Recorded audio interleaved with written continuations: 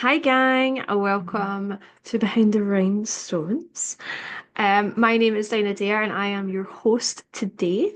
And we are going to be chatting to another performer. Please do like and subscribe if you want to hear more from other various burlesque performers across the UK and beyond. And today we are going to be talking to another Glasgow-based performer, Baby Hart. Hi, Baby Heart. Welcome to Behind the Rhinestones. Thanks for joining me today. Thank you for having me. Yeah. So you are relative relatively new to the Glasgow scene. Tell us a bit about how you got into burlesque. Um, I got into burlesque through. Oh, this is so embarrassing. But I get into burlesque through burlesque cheer dance. Fair. I started that I was just after COVID because I wanted to get back into dancing. I wanted to Mhm. get back into a class because I'd danced since I was like two, I think. I've been in dancing since, and then through that met friends, and then I realized there was a local scene, started Yeah. going to shows, and I was like, wow. My first show was Entertainment. That was one of mine. Nice. Entertainment, and then it was Glasgow Festival Burlesque. They were two of my first local shows. And then I had to do this show with burlesque chair dance, and it meant I got to do a solo. So I Okay. got a solo, but then I started realizing I want to be like I want to perform outside this. So I started another class, which burlesque chair dance didn't like. So I got canned from there, which was a whole year. But I did classes with Lady V, and Yeah. it was actually my first block with Lady V was actually with Tutsiani, which is strange how life goes full circle now that she's my. Yeah, because the first time I met you was the Oh, Authentics. was it the pole dance thing? Oh Yeah. yeah. Oh, I forgot about that. Oh, that's such a. Oh, that's so nice. So did I actually forgot about that until you said, and I was like, I What? remember watching you guys perform, and then I remember you and your friend who Penny. was it I, Penny? Yeah, you and Penny come up and said hi, and I was like, oh, and I was like, oh, I feel like a celebrity. This is cute. These were both You're so one of the lovely. first people I seen perform. It was your Harley Quinn act. Your Harley Quinn act, entertainment, I remember. And then you did like a.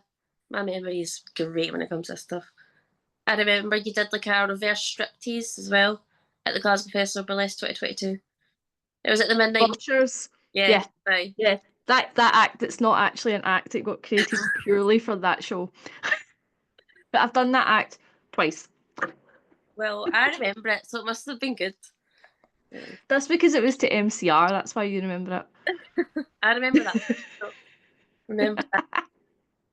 I thought it was So just then Dushman. You were Lady V, and obviously you learned with Tootsie, and I remember you doing that. And then it was, how did you find your way to Misbehave?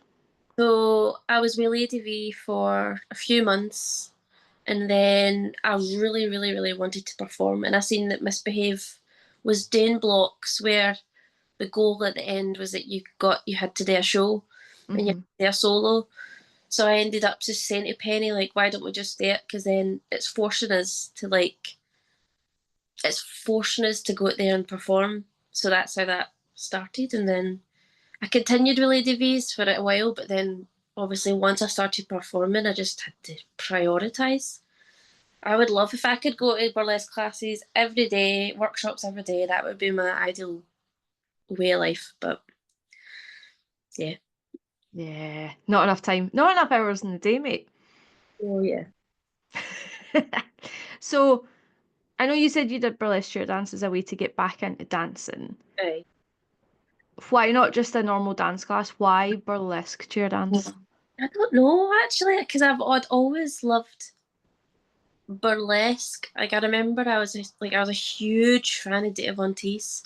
This was Mm. before I realised though that there was like local scenes, and I think probably, honestly, it was probably just because it said burlesque in the name. That's why I went, because I'd been to dance classes before, but sometimes I don't. Sometimes the vibe is just they can be very, very cliquey.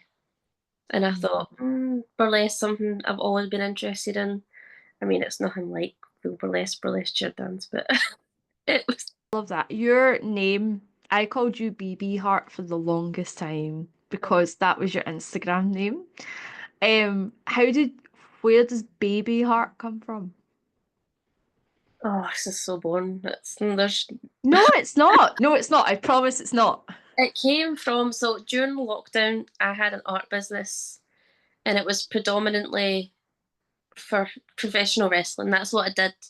I made wrestling prints, I made commissions. So when I was making that Instagram, people were like, "Oh, what would you call yourself if you were a wrestler?"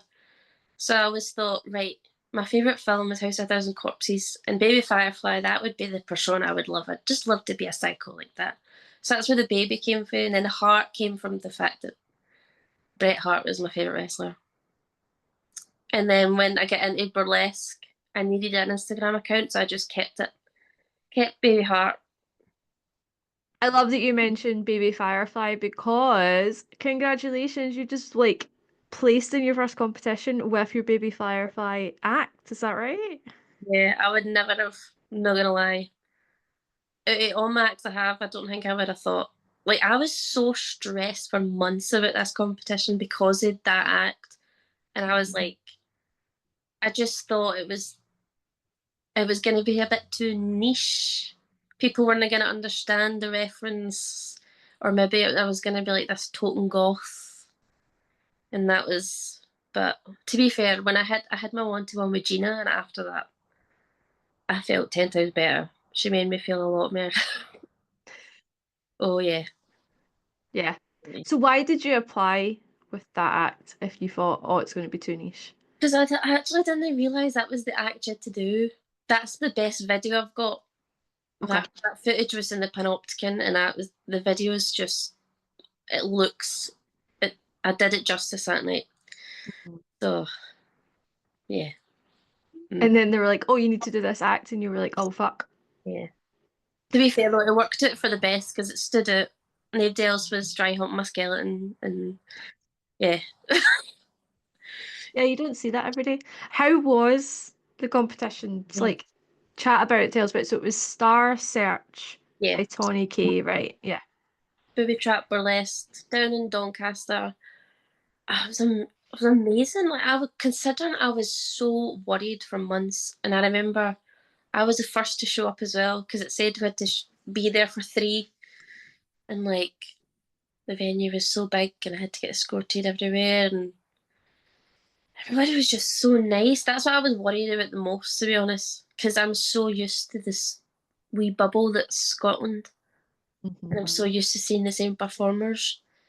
Then all of a sudden you're in a room with performers you've seen online for months, and it's like all of a sudden they're in front of you, and everybody's amazing, and but everybody was so nice. So even at the tech rehearsal, like everybody just sat and we just did it in order. Everybody just did it all the way through, and everybody was being so supportive. It just didn't feel like a competition. Probably the best thing I could have done for my first time performing in England because it's yeah, First time performing in England, first competition, and you placed. Fucking smashed it, brought it home for Scotland. We love that. they're patriotic. And all you could hear was my friends up the back like yes. I saw that. So Genevieve and Penny came down with you, didn't they? Genevieve stripped, Penny Strange, and then Magenta Queen came as well. Oh, I miss her. That's nice. So you had like people cheering for you. So first time performing out of the home bubble. Mm-hmm. How was that? Because I think even in England, the styles and what people do is so different. It was. Oh, I mean, I'd heard mixed people, like people who have performed in England. People say that an English crowd is really good and they're really supportive, which at Star Search they were. What did you think of basically seeing the different styles of performances? Like, did you think it was quite different from what you get here? They had There was not one act that was the same. Mm. Not one act. Just so everything was so polished, but obviously it was a competition. To everybody was amazing who got picked, but I would have loved to have been an audience member in the audience because I would never have known who I would have wanted to win because everybody was so different and so good and yeah, different kind of.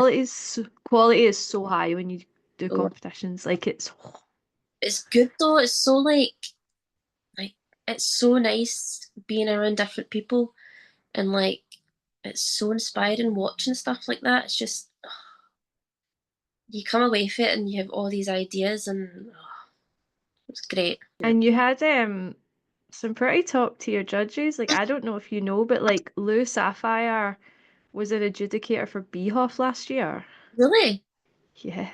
I tried my hardest not to like Google people as much as possible because see if I had known that get in there, I would have been in my pants as if Yeah. I wasn't already.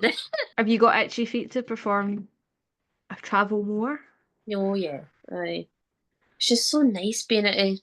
I mean, I love Scotland, but like it was so nice being around like different people and aye. And a nicer stage than we're used to.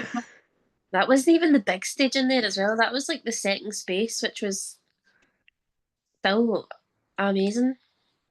I just can't get over I can't get over the tech, like how advanced the tech was. Because I only arrived in, I was like, oh no, my tech notes they're too complicated. They're too complicated. That's it. But then obviously we get there and the guys have already pre-programmed everything and just what a difference as well when you've got good tech on your side. What a difference that makes to your and they never ever tell you. They never teach you that.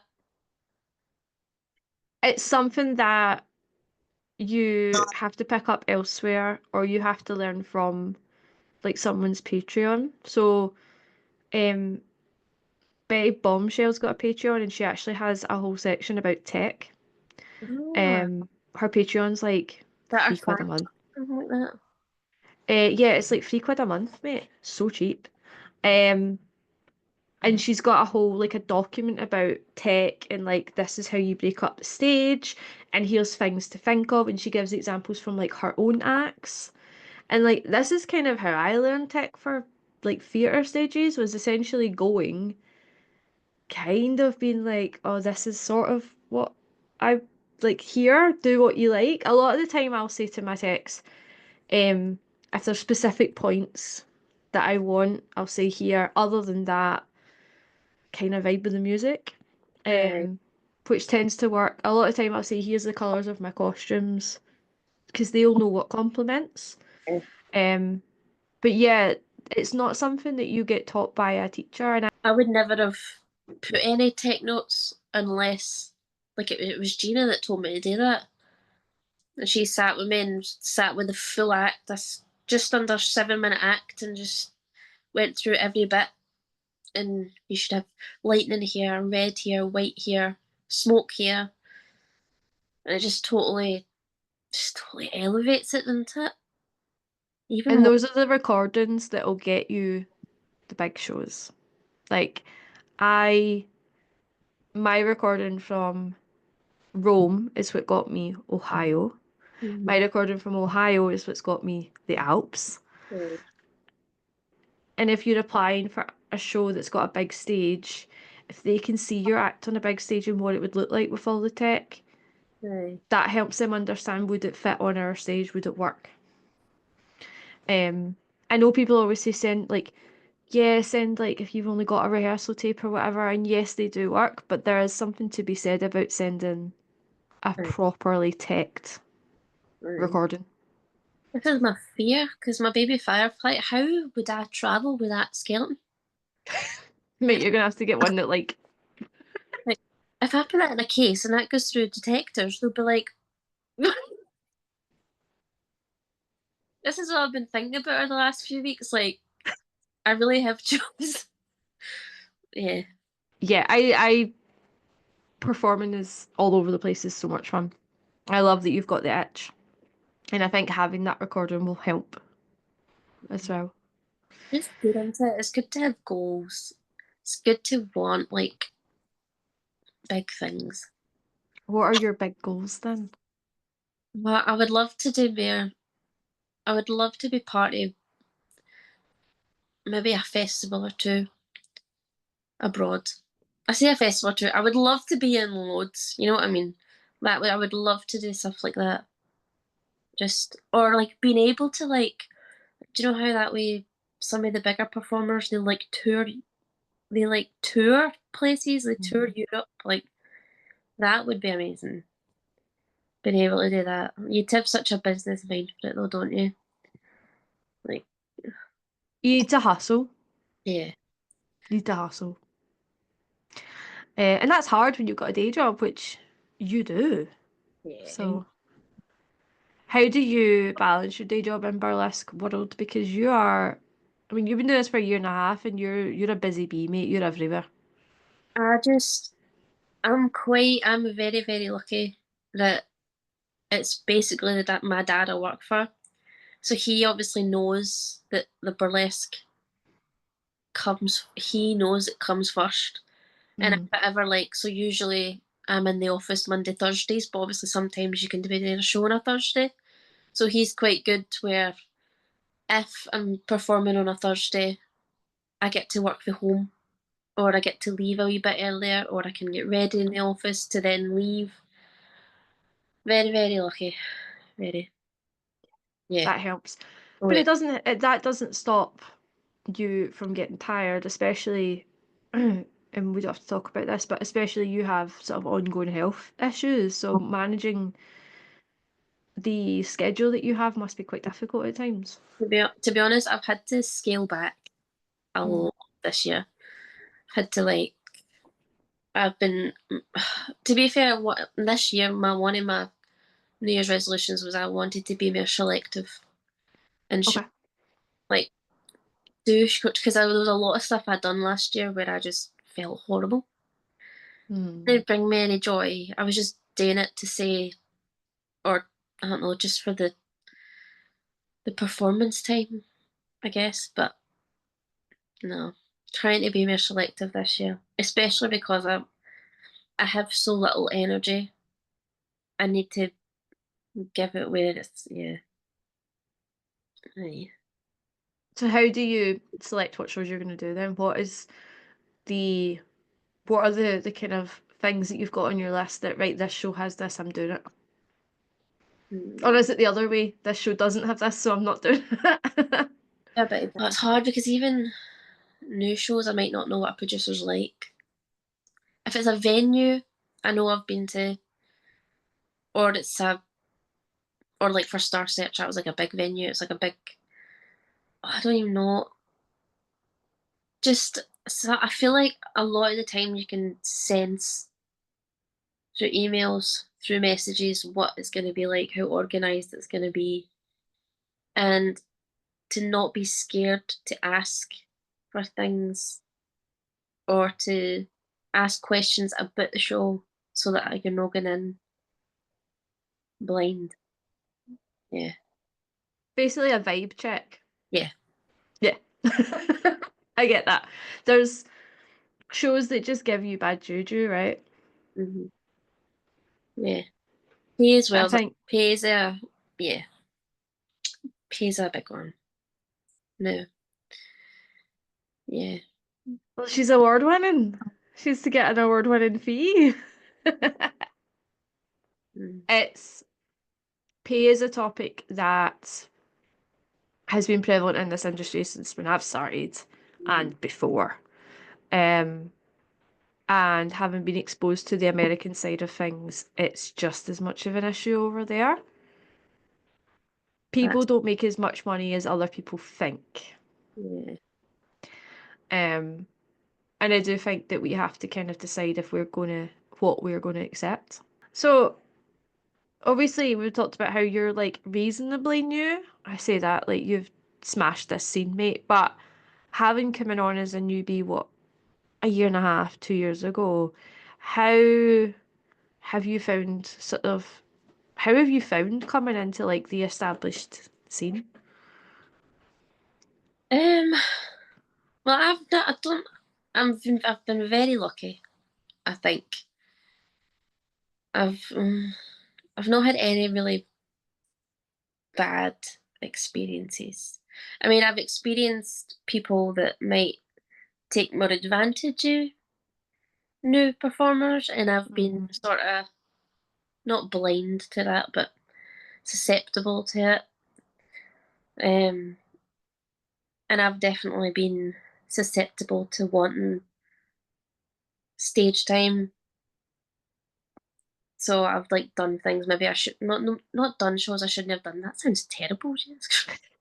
Like you know what I mean? Like I've done shows where looking back, I gained nothing from it other than realizing I shouldn't have done it. Um, but majority of the people in the scene has always been. It's the one thing I've found. I feel like I've found people.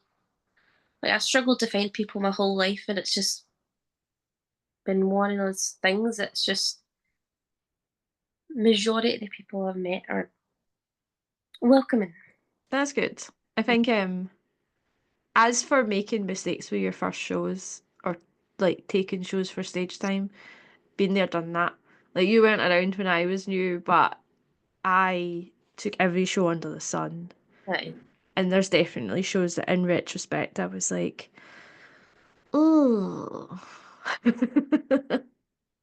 Yeah, but it's good though. That's good though, because it means we know that next time we don't put up with that. Yeah. We learn. I think the problem is sometimes those shows can change. So the shows that I did, that I probably look back and be like, probably shouldn't have done that, don't exist. Yeah. So I can't say to other people, maybe avoid that. Mhm. So I think that's fair. On that note, there has been a lot of chat recently in the community around shows and festivals to avoid. Um, how are you finding navigating that minefield? I don't know. It's hard, isn't it? I just try and avoid where possible. When you've got the majority of a community who all have the same experiences with these people, yeah, you need to like you're even just putting yourself safety first before even yeah. It's hard. It's been a big topic in our class as well because there's been a few people involved with these people and it's been conversations that need to be had and there's newer performers in our class who want today shows but you're trying to have conversations with them and but you also don't want to tell them that like honestly you can make your own decision just it's hard. It's hard. All you can do is give someone the information and then it's up to them. Yeah. If you could go back to yourself a year and a half ago, like what do you think is the one piece of advice you would have given yourself as to start as like as a newbie? What would you like what have you learned now that you would tell you when you started? Probably to just don't stress about making like I used to be dead aware what people would tell you would get booked and I used to stress out or trying to make things that were bookable but now my best acts are acts that are yeah like my baby firefly is just I would never have thought that would have won an award but just trying to like tell myself to just keep making acts on stuff you enjoy and as long as you enjoy it that's what matters. If I make the things I want to make rather than making what I think is going to get booked, Yeah. that's actually what makes me stand out. Mhm. And I Yeah. think you're the same. Like I love your Lady Deadpool act. I think it's hilarious. I'm dying to do that again. I just need somewhere that it'll suit. But I'm dying to do my sugar pill again. Do Oh, it anywhere. Do it that anywhere. act I thought I would have took to a competition. That one But I'm glad it was my baby firefly because that is more like I'm less playing a character. It feels like it's more me, Hmm. which is nice. You're kind of, it sounds like you're starting to kind of find Aye, your style. why it took me. I mean, I'm still mating acts because I feel like there's there's acts I would like to have to just what's the word? I feel like I'm missing things and I'm trying to make stuff that's or edit what I have. That's all I done last year was make acts. Like at one point I was sitting with like 20, 21 acts because I just have like because I just get all these ideas and then I'll just start making the music for something and then all of a sudden I have this great track and I'm like, I need to use this. So and then I'll do it once and be like, never actually felt that good. And then I'll scrap it. So I suppose with all of that, like as I said, you're trying to find your style, but just now, how would you describe your style? And what would you think are like your biggest influences? Oh, oh, that's a big question. Definitely. I mean, I'm not just saying this because she's my teacher now, but Tootsie totally like because I had like when I was in the burlesque chair dance, I used to think of acts all the time. And I remember I was like, I really want to do an act dressed as Jonathan Davis with a mustache, but like I got so like I would never have thought that would have been something I would have been able to do. And then I seen Tootsie Day or this Fred Durst act, and I remember Yep. being like, oh, I needed to see that. That was yeah. She's up there. Betty Bombshell, amazing. Who else? Queen. There is so much. Gingerly Valentine. She's just like perfect, man. Absolutely perfect. Do you know who else I love? Fufu Kaboom. Hmm. I love her. Gina as well. I actually seen Gina performed in a hijinks before that the day before she did ours, and that was the first Yep. time I'd ever actually seen her perform. And I was down the front, pure like crying because I was just it's so rare you ever get to watch somebody that's just like amazing like that, and you're Mhm. just. Oh, I didn't know how I was gonna be for that one-to-one I had with Gina, and everybody around me was like, "Are you gonna be okay?" And I'm like, "I don't know." Because even during the workshops, I just find her. I mean, she's not intimidating, but she's. It's like it's Gina Sterling, but yeah, uh, Betty Bombshell would be. See if I ever met her. There's even people like even during the Fringe last year, like there's people you're seeing in passing who are at shows, and you're just like, I follow you online, and like follow you, and all of a sudden you're like next to me doing this show, like what? Yeah. How did you find? So I was going to ask, how did you find that was your first Fringe performance? How was it? It was good. I did a lot more than what I anticipated. I think I had like 7 shows booked before it started, and then by the end of it, I had done like 32 performances or something like that, and I just didn't stop. I remember just being like, I'm gonna just take it while it's here. Hmm. And then like the last night of the Fringe, I did my bye bye bye improv, and that's how I ended my Fringe. With your Deadpool act Yeah, basically getting made. with the come of the Deadpool act. What are you most looking forward to this year to perform in general? What have you got coming up? I have more Inverness shows. The Blue Velvet Nice. shows they're probably my favourite at the moment. They're just such a nice. The audience is amazing for somewhere that doesn't get burlesque. They are so respectful, but they're mental. It's amazing. It's amazing.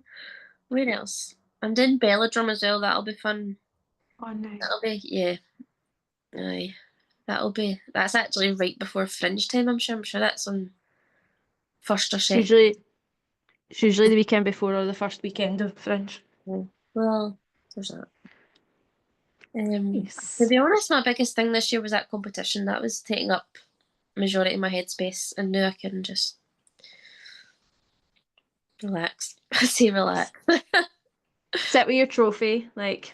I know. Thank you so much for chatting away to me. This was fun. Yeah. Yeah. Um, but thank you. I will pop all of your like social media and stuff in the description so people want to follow you and see what else that you're getting up to. But other than that, thank you so much for joining me, and I'll catch you later. Bye. Bye bye.